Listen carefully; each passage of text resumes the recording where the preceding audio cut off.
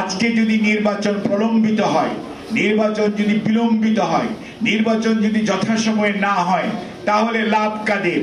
লাভ হচ্ছে পতিত স্বৈরাচারের রেখে যাওয়া যে সমস্ত এই সুবিধাভোগীরা আজকে প্রশাসনে বলেন, বিচারালয়ে বলেন, সর্বত্র বলেন ছড়িয়ে আছে, দেশে ব্যবসা কেন্দ্রে বলেন, সর্বত্রই তাদের, এবং তারা দেশে এবং বাইরে বসে তাদের নেতৃত্বে ষড়যন্ত্র করছে। নির্বাচন হতে দিব না, নির্বাচন এটা করতে দিব না, অর্থাৎ এক ধরনের বিশৃঙ্খলা হলে লাভ কাদের? লাভ হচ্ছে পলায়নকৃত স্বৈরাচারী। কাজে আপনারা যারা আজকে বুঝে না বুঝে বিভিন্ন দাবি তুলে আজকে নির্বাচনকে পিছিয়ে দিতে চান, তারা কি প্রকারান্তরে স্বৈরাচারের পক্ষে কাজ করছেন কিনা সেই দিকে বিবেচনা করেছেন? আজকে যদি স্বৈরাচারের পক্ষে কাজ করেন এবং আপনাদের কর্মসূচির কারণে যদি আজকে কোনো কারণে এই দেশের নির্বাচন হবে কি হবে না এটি নিয়ে মানুষের মধ্যে এক ধরনের আশঙ্কা জমে, তাহলে লাভবান হবে পলায়নকৃত স্বৈরাচার। সেটির জন্য কি আপনারা 2024-এর 36শে জুলাই করেছিলেন? কাজে আমি এখনো বলবো, ভাইয়েরা বুঝার চেষ্টা করেন, ক্রীড়ানকের ভূমিকায় দয়া করে লাভ দিয়ে পড়বেন না। আর যারা কথা বলেন, যাদের কোনো অতীত ট্রেক রেকর্ড নাই, যাদেরকে জনগণ কোনো অবস্থাতেই কোনো কিছু দায়িত্ব দেয় নাই, সেই সমস্ত মানুষগুলো যখন কথা বলেন তাদের বোঝা উচিত আপনাদের অতীত অভিজ্ঞতার কত অপরিপক্কতা আছে, যেই জন্য আপনারা যেটি বলেন সেইটির পরবর্তী যে ফলটা আসবে সেটি স্বৈরাচারের পক্ষে চলে যাবে এবং দেশ একটি ভয়ঙ্কর বিপদের দিকে এগিয়ে যাবে। আমরা আপনারা কি এভাবে নতুন বাংলাদেশ গড়তে এলো জুলফিকার স্টিল। জুলফিকার স্টিল, ইস্পাত দৃঢ় অঙ্গীকার। গত 16 বছর গণতন্ত্রকামী আন্দোলন, গণতন্ত্র প্রতিষ্ঠান আন্দোলনে যারা শহীদ হয়েছে তাদের প্রতি সুবিচার করব? যারা পঙ্গু হয়েছে, যারা আহত হয়েছে তাদের প্রতি কি আমরা সুবিচার করব?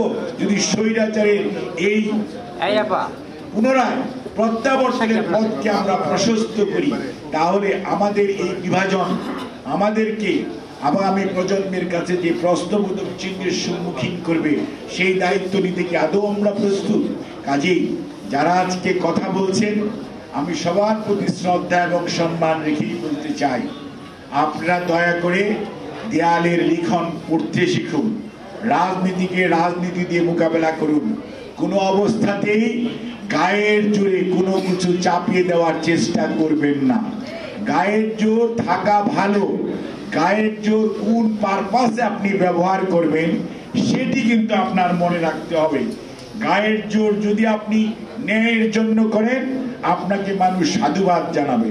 গায়ের জোর যদি আপনি অন্যায়ের জন্য প্রতিষ্ঠা করার জন্য ব্যয় করেন, মানুষ কিন্তু আপনাকে সাধুবাদ জানাবে না। তখন মানুষ আপনাকে বলবে আপনি উগ্রপন্থা অবলম্বন করছেন। কাজেই মনে রাখতে হবে, আপনার কথা বলার অধিকার আছে, কিন্তু কথা শোনারও আপনার মানসিকতা থাকতে হবে।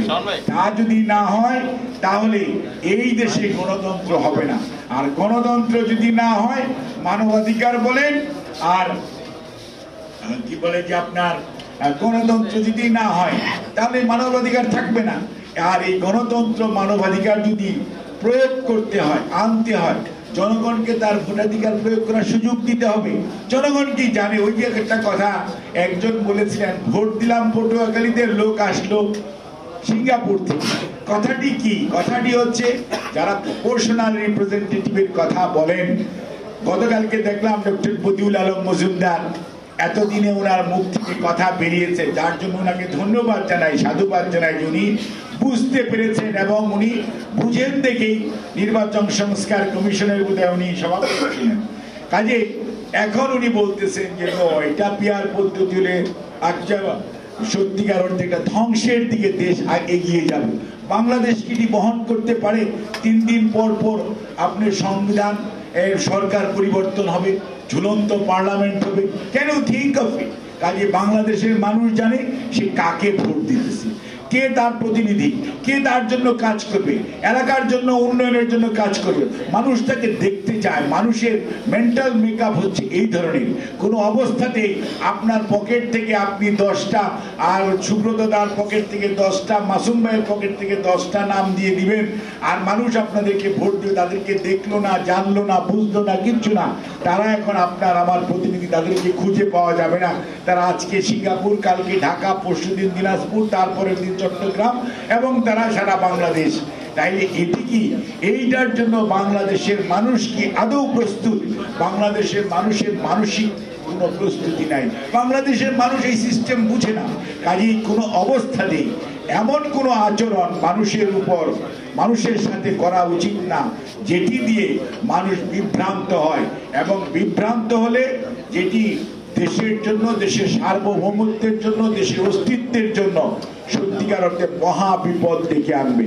কাজেই আমরা স্পষ্ট ভাষায় বলতে চাই, ডক্টর মোহাম্মদ ইউনূস স্যারের নেতৃত্বে যে অন্তর্বর্তীকালীন সরকার ফেব্রুয়ারির মধ্যভাগের মধ্যে নির্বাচনের জন্য প্রধান নির্বাচন কমিশনকে যে রিকোয়েস্ট করেছে, আমরা অনতিবিলম্বে নির্বাচনী রোডম্যাপ নির্বাচন কমিশন ঘোষণা করবে, এবং আমরা সবাই আমাদের বক্তব্য থাকতে পারে। নির্বাচন কমিশন আলোচনা করবে, সেখানে আপনারা কথা বলেন, সেখানে আলোচনা করে ঐক্যবদ্ধভাবে স্বৈরাচারের ফেরত আশাকে যদি ঠেকানোর জন্য সবাইকে মাঠে থাকতে হবে, এবং কোনো অবস্থাতেই এটা মানি না, ওটা মানি না, এই সমস্ত বাচ্চা মানুষের মতো যে আচরণ, এবং সত্যিকার অর্থে পরমত সহিষ্ণুতার প্রতি এক ধরনের সত্যিকার অর্থে যে পরমত সহিষ্ণুতার যে অভাব আমরা দেখতে পাচ্ছি, এটি সত্যিকার অর্থে খুবই দুর্ভাগ্যজনক, এবং বিভিন্নভাবে ট্যাগিং করার চেষ্টা করা হচ্ছে।